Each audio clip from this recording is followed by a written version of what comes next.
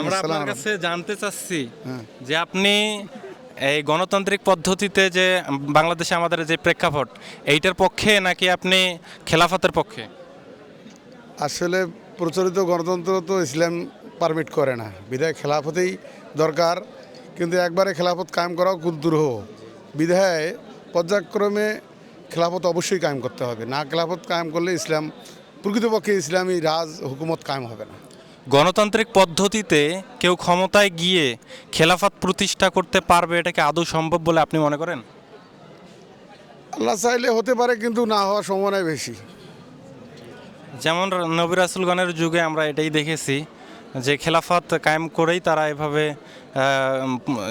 পরিচালনা করেছে।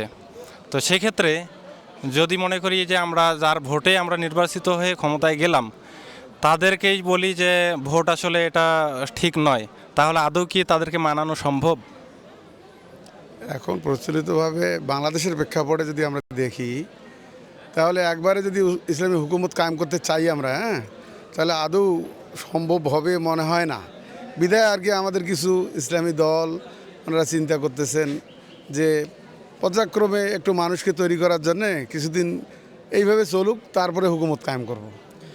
আমি আরেকটা আপনাকে প্রশ্ন করতে চাচ্ছি, সেটা হচ্ছে যে আপনার বিষয়ে আমি সর্বপ্রথম ভালো ধারণা পোষণ করি।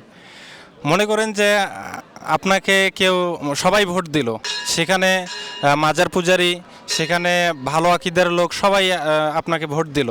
দেওয়ার পর আপনি বললেন যে মাজার পূজা করা ঠিক নয়, সেক্ষেত্রে মাজার পূজারীরা পরবর্তী কি আপনাকে সাপোর্ট করবে? না না, মাজার পূজা তো দুই দুই কিছু লোক করে, বেশিরভাগ কিন্তু মাজার পূজা করে না। মাজার থাকা মানে যে মাজার পূজা এটা না।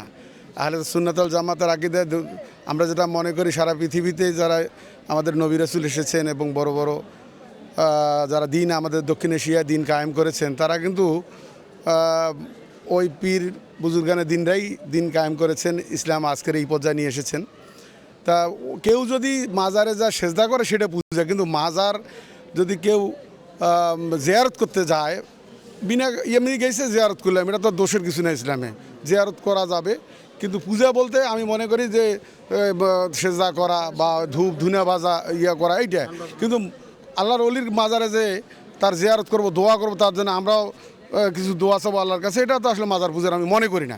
আর আপনারা যেটা প্রশ্ন করেছেন, মাজার পূজারীরা যারা প্রকৃত মাজার পূজারী, তারা তো আসলে কোনোদিনই ইসলামী দলকে পছন্দ করবে না।